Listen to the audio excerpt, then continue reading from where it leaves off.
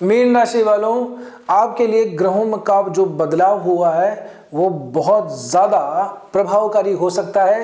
ये सारा का सारा खेल बदल सकता है, ये गेम चेंजर साबित हो सकता है। जी हाँ, मैं बात कर रहा हूँ आने वाले सप्ताह में 12 जनवरी से 18 जनवरी के बीच में सूर्य, मंगल, शुक्र और बुध, इन चारों ग्रहों के परिवर्तन की। आपके लिए अभी ये दशम भाव के अंदर बैठे थे, अभी एकादश भाव के अंदर, लाभ भाव के अंदर चारों ग्रह गोचर करने जा रहे हैं। क्या कुछ इनका असर होगा, आज हम यही चर्चा करेंगे। नमस्कार, मैं एस्ट्रोलॉजर रतन सिंह, स्वागत करता हूं आप सभी का आपके अपने चैनल कुंडली शास्त्र में।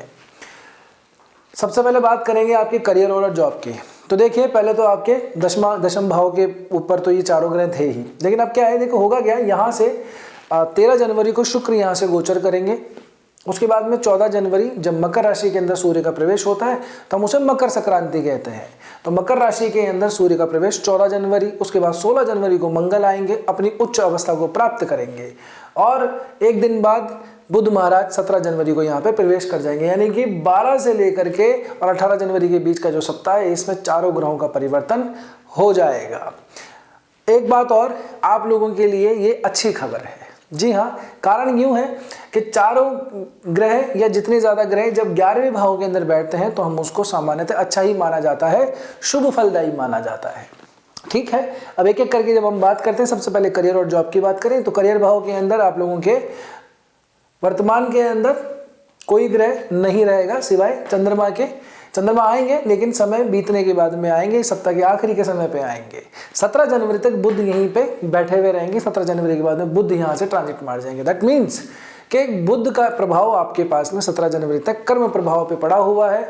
उसके बाद के अंदर आपके गुरु का ही प्रभाव सीधा सीधा यहाँ पे रहने वाला है। यहाँ से होगा क्या कि जिन लोगों का काम इस तरीके का है, जो फाइनेंस से रिलेटेड है, जो बैंकिंग से रिलेटेड है, जो अकाउंटेंसी से रिलेटेड काम करते हैं, या फिर जिनका स्पीच का, वोकल का, वाणी का काम है, यानी कि मीडिया पर्सन है, टीचर है, या फिर कम्युनिकेशन है, कंसल्टेशन लाइन के अंदर भी है, ऑडिटिंग डिपार्टमेंट के अंदर है, उन लोगों के लिए 17 जनवरी तक का समय काफ़ी ज़्यादा ठीक है। देन उसके बाद में जैसे ही लाभ भाव के अंदर जाएंगे बुध महाराज तो चतुर्ग्रही योग बनेगा, इससे पहले त्रिग्रही योग बन रहा है। ऑलरेडी ही आप लोगों के जो 13 जनवरी है वहीं से अच्छे अच्छे योग बनना शुरू हो जाएंगे। ठीक है ना, तो 17 जनवरी तक आते आते आपकी काम के अंदर ग्रोथ, काम की प्रोग्रेस का जो रास्ता है वो आगे खुल जाएगा। काम कोई बन नहीं रहा था तो वो बनने लगेगा, इसकी बात की चिंता बिल्कुल भी नहीं करनी है। काम का प्रॉफिट दिखाई देता है। काम के अंदर एक बात और, नई नई अपॉर्चुनिटीज दिखाई देती हैं। सिर्फ एक ही क्षेत्र से अपने आप को सीमित मत रखिएगा, दूसरे जोन के अंदर भी अगर आपको मौका मिलता है तो अपना जौहर जरूर दिखाइएगा, अपना जो टैलेंट है उसको ज़रूर से दिखाइएगा। आपके अंदर जो टैलेंट है उसको निखारने का, उससे प्रॉफिट लेने का समय आ गया है। ठीक है जी। अब इसके बाद में बात करें, हाँ एक और बात, जिनको नई जॉब चाहिए, स्विच करना चाहते हैं या प्रमोशन पाना चाहते हैं, ट्रांसफ़र चाहते हैं, उनके लिए भी ये बहुत अच्छा समय है। तो ट्राई कीजिए, काम आपका बन जाएगा। एक और बात, आप लोगों को अपने दोस्तों का, अपने मित्रों का भी यहाँ पे सपोर्ट मिलता हुआ दिखाई दे रहा है। कोई पुराना दोस्त आपको ज़रूर मिलेगा जिससे मिले हुए, बात किए हुए बहुत ज़माना हो गया, उसका या तो फ़ोन आएगा या वो आपको मिलने ज़रूर आएगा, या हो सकता है कि यूं ही रास्ते में चलते हुए वो आपसे टकरा जाए, तो आपकी बातचीत ज़रूर होगी किसी पुराने मित्र से। बात करें व्यापार की, तो व्यापार भाव का स्वामी आपके लिए बुध ही बनता है, और ये मैं कह रहा हूँ 17 जनवरी तक यहीं रहेगा। उसके बाद में भी लाभ भाव में चला जाएगा, तो अपने से नवम पंचम का संबंध बनाएगा, जो कि आपके लिए शुभ रहने वाला है।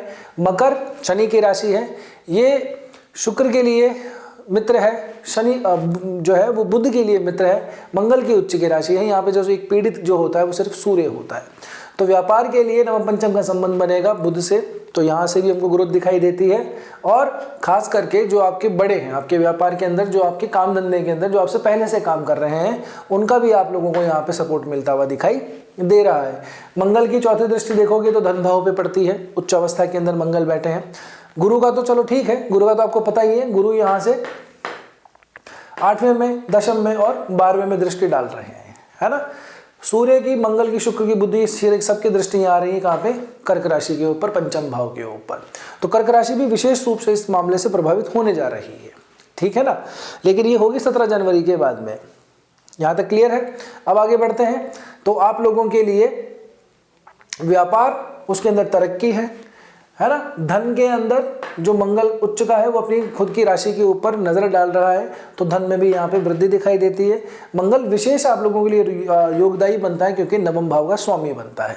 तो मंगल का यहाँ पे प्रभाव आना, ज्ञान पे प्रभाव आना, नवमेश का लाभ भाव में चले जाना, द्वितीयेश भी मंगल का बन जाना आप लोगों के लिए बहुत ज़्यादा शुभदायी है। अब वो लोग जिनका काम मंगल से रिलेटेड कुछ चीज़ें हैं, जैसे इलेक्ट्रॉनिक का आइटम का काम है, इलेक्ट्रिकल आइटम का काम है, मोबाइल रिपेयरिंग भी कुछ लोग अगर करते हैं, मोबाइल खरीदने बेचने वाली एजेंसियां अगर ले रखी हैं, या फिर टीवी इलेक्ट्रॉनिक्स इस तरह का जो भी आइटम होता है उसका काम है, उन लोगों के लिए बेटर टाइम है। जिन लोगों का केबल लाइन से संबंधित काम होता है उन लोगों के लिए भी काम ये अच्छा है। दूसरा बात, जो लोग फार्मिंग से रिलेटेड हैं, एग्रो प्रोडक्ट्स बनाते हैं या उनके बाय प्रोडक्ट्स बनाते हैं या उनकी जो कंपनी है उसके अंदर जुड़े हुए हैं, जो नेचुरल प्रोडक्ट्स आते हैं उनसे रिलेटेड भी ये गोचर बहुत ज़्यादा शुभदायी रहने वाला है। जो लोग ज़मीन को ओपन लैंड स्पेशली है ना उसके ऊपर काम करते हैं, खरीद बेच करते हैं, है ना, एक तरीके से ओपन लैंड की खरीद बेच, एक तरीके का रियल एस्टेट जो है, उनके लिए भी ये समय काफ़ी ज़्यादा शुभदायी होने जा रहा है। तो आप लोगों के लिए ये विशेष फल रहेगा क्योंकि आप लोगों के लिए मंगल बहुत ज़्यादा कारक ग्रह बनते हैं। मंगल का इन्फ्लुएंस यहाँ पे दिखाई हमको दे रहा है। साथ ही साथ के अंदर जो सूर्य हैं उसके ऊपर भी दृष्टि पड़ती हुई उनके भाव पे, उनकी राशि के ऊपर भी मंगल की 8वीं दृष्टि यहाँ पे पड़ती है। तो इस तरह से मंगल का इन्फ्लुएंस यहाँ पे ज़्यादा है। ठीक है जी, अब बात करते हैं आप लोगों के लिए रिलेशनशिप की, मैरिज की। तो देखिए इन दोनों के भावों के जो स्वामी हैं उनकी खास आपस में मित्रता है नहीं, ठीक है ना। और दूसरी बात, प्रेम भाव का जो स्वामी है वो आप लोगों के लिए देखिए तो 12 और 13 जनवरी को तो तुला राशि में रहेंगे।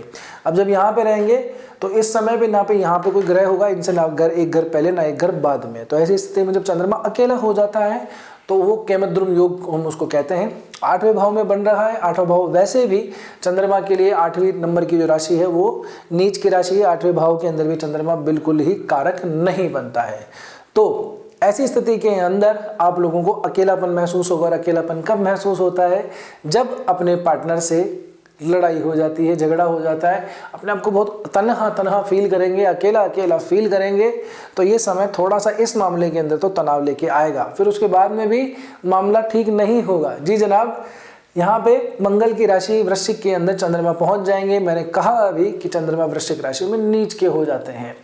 3 दिन यहाँ पे ये रहेंगे, 14 जनवरी से 16 जनवरी तक चंद्रमा नीच अवस्था के अंदर नवम भाव में रहेंगे। तो एक तो थोड़ा सा प्रेम संबंधों के अंदर तो जो है तनाव या दूरी बनी ही रहेगी। साथ ही साथ में ऐसे समय के अंदर अपने पिताजी का भी थोड़ा सा हेल्थ का ध्यान रख लीजिएगा, ठीक है ना। आखिरी के सप्ताह के 2 दिन हैं, वहाँ थोड़ी सी आपको राहत मिलेगी। तो शुरुआत के जो सप्ताह के 5 दिन हैं प्रेम संबंधों के लिए ठीक नहीं है।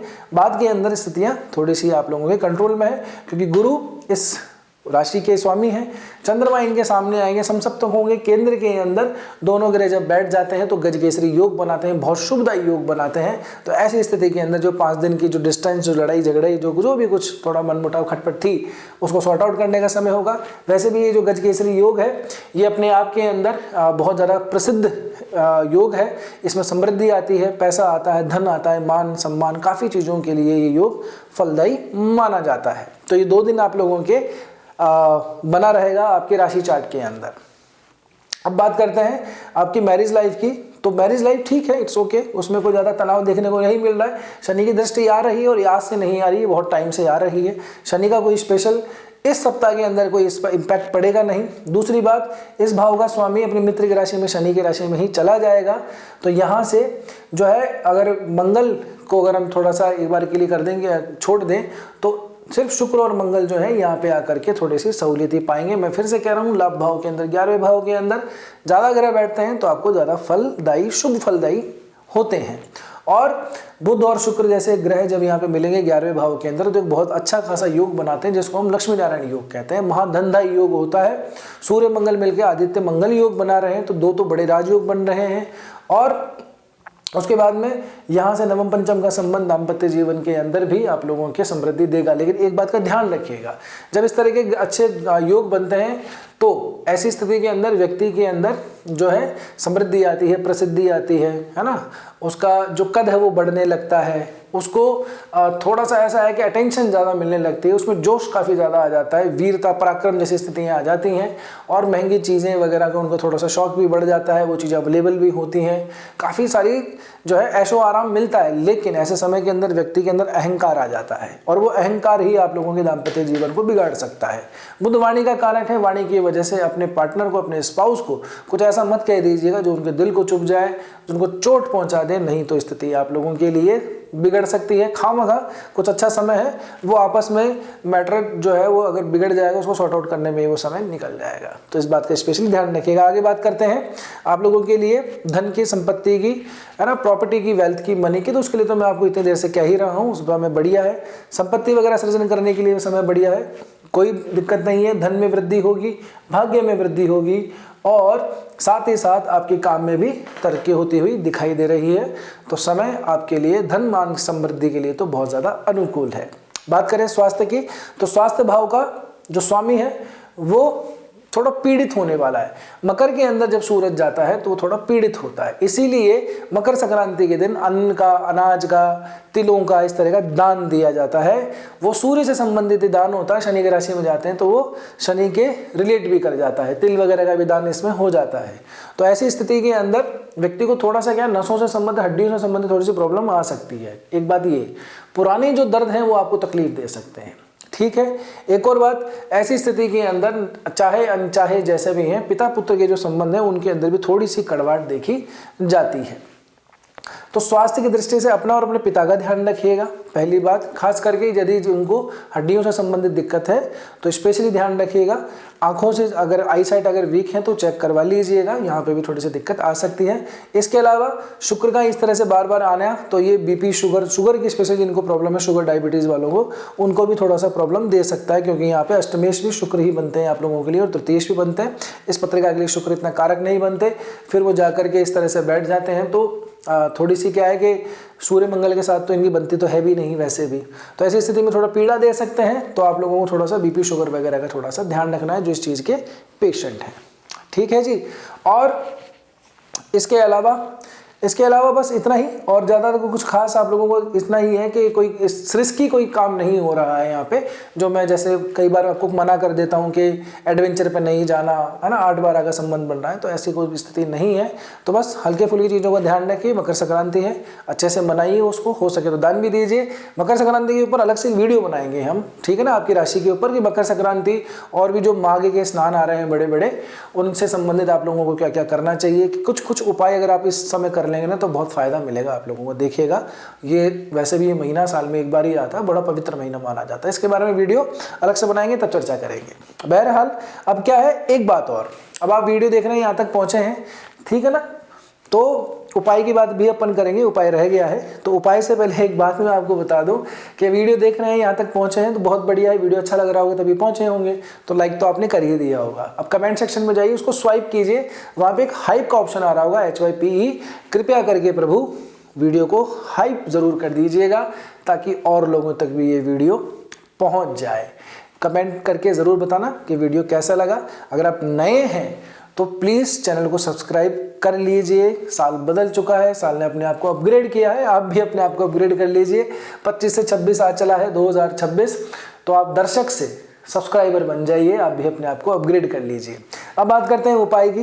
तो उपाय मैंने पहले वीडियोज़ के अंदर भी बताया था आपको, जस्ट इससे पहले वाले में, कोई भी एक उपाय एक दिन के लिए नहीं होता, उसको आपको निरंतर रूप से करना होता है, कंसिस्टेंसी के साथ में फॉलो करना होता है, तभी जाके वो रिजल्ट दे पाता है। ठीक ऐसे ही जैसे डॉक्टर होता है, वो एक दिन के अंदर तो बीमारी ठीक करता नहीं है ना, कोई दवाई दे दी एक दिन में ठीक हो जाएगी। लंबी बीमारी है, उसका इलाज लंबा चलता है, प्रोसेस को फॉलो करना पड़ता है, टाइमिंग का ध्यान रखना पड़ता है। तो आप एक काम कर लीजिए जो पूरे साल भर आपके काम आएगा, पूरे साल भर के लिए, लेकिन इसको फॉलो करना होगा। और आपके शुरुआती दिनों में 15-20 दिनों के अंदर आपको इसका रिजल्ट आना शुरू हो जाएगा, या आपको महसूस हो जाएगा कि नहीं यार कुछ तो बदलाव हो रहा है। करना क्या है आप लोगों को, मीन राशि है, जल तत्व की राशि है, तो आप क्या करना है, आपको शिव मंदिर जाइए आप, ठीक है, आसपास को शिव मंदिर जरूर होगा, वहाँ जाइए, हल्दी साथ में ले जाइए, थोड़ी सी हल्दी, शुद्ध हल्दी, जो गांठ वाली हल्दी आती है ना, उसको क्रश कर लीजिए या करवा लीजिए कहीं से। वो थोड़ी सी हल्दी ले जाइए, शिव जी पे जल चढ़ाइए और उस हल्दी का उस वहाँ पे शिव जी के ऊपर श्रृंगार कर लीजिए। जो अंगुली में बच जाए उसको यहाँ टीका लगा लेना है, यहाँ लगा लेना है, कानों के ऊपर लगा लेना है। इतना सा काम करिए। अगर आपको पेट से संबंधित कोई प्रॉब्लम है, केतु यहाँ पे वैसे बैठा है, डाइजेशन वगैरह इधर उधर गड़बड़ा रहा है, तो उस हल्दी को थोड़ा सा अपनी नाभि के ऊपर भी लगा लीजिएगा। पीला हो सकता है, हल्दी का दाग लग सकता है, तो उसका थोड़ा सा ध्यान रखिएगा। ये जिम्मेदारी आपकी है कि आप कैसे उसको मैनेज करते हैं, ठीक है ना। तो ये आप काम कर लीजिए और वहाँ पे फिर थोड़ी देर बैठिए, ज़रूर बैठिए वहाँ पे, ठीक है ना। आपके अगर कोई गुरु हैं तो उनका स्मरण कीजिए, नहीं है तो भगवान शिव का स्मरण कीजिए। कुछ भी नहीं आपको आता है, ना कोई शिव की स्तुति आती है, ना कोई चालीसा आपको आती है, तो भी आप वहाँ पे बैठ जाइए। 5-10 मिनट बैठिए आप, ज़रूर आपको बैठना चाहिए, क्योंकि शनि जो है वो शिव मंदिर के द्वारपाल माने जाते हैं। भगवान शिव ने ही शनि को वरदान देकर के इतना बलशाली बनाया था कि वो इस तरह से आगे पावरफुल हो सके, सूर्य पे प्रभाव डाल सके, ऐसा कथाओं के अंदर है, ठीक है ना। तो इसका जो वैज्ञानिक मतलब है वो ये है कि शिव मंदिर में जाने से जो आपकी एनर्जी जो इधर उधर से बिगड़ी हुई है, जो तत्व अंदर के बिगड़े हुए हैं, वो काफ़ी ज़्यादा आपके ठीक हो जाते हैं। अंदर का जो हमारी कोशिश हैं अलग अलग, वो बैलेंस हो जाते हैं। तो 8-10 मिनट 5 मिनट वहाँ पे बैठिए। अगर आपको कोई मंत्र आता है तो शिव जी से संबंधित वो चैंटिंग कीजिए। इतना सा काम कर लीजिए। समय मिले, अवसर मिले, साधु संत महात्माओं की सेवा जरूर कर लीजिएगा, चाहे आर्थिक रूप से, चाहे मन से या शारीरिक रूप से, कैसे भी आप चाहें तो उनकी सेवा कर लीजिएगा। ये ज़रूर करिएगा। फिर देखिए ये अच्छा पूरे साल भर करना है साहब। जो जा रहे हैं उनके लिए बढ़िया है, जो नए अभी तक नहीं गए हैं तो वो ज़रूर जाइए। अर्घ देने से पहले थोड़ा सा काले तिल भी ले जाइएगा। तो पहले अर्घ दिया, फिर काले तिल डाले, फिर दोबारा से शिव जी पर अर्घ दे के वो सारे के तिल जो है वो साफ़ कर देना, फिर हल्दी का उनके ऊपर श्रृंगार कर दीजिएगा। इतना सा काम आप कर लीजिएगा। एक गाय का घी का दिया वहाँ पे जला लीजिए और बैठ जाइए।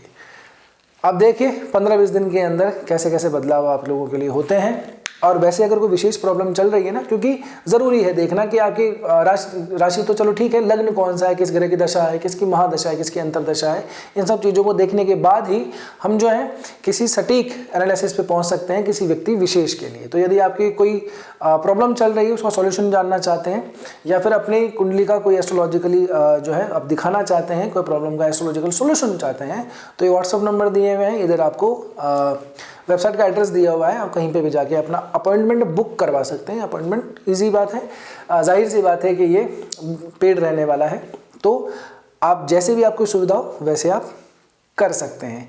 लेकिन ये जो है ये राशि के हिसाब से चार्ट होता है, बाकी इंडिविजुअली व्यक्तिगत रूप से उसका चार्ट देखना, उसकी दशा महादशा देखना ज़्यादा ज़रूरी होता है, ठीक है। तो बस आज के वीडियो में इतना ही, मिलते हैं अगले वीडियो में। तब तक के लिए स्वस्थ रहिए, मस्त रहिए, अपना और अपना का ध्यान रखिए। जय श्री कृष्णा, जय श्री राम, हर हर महादेव।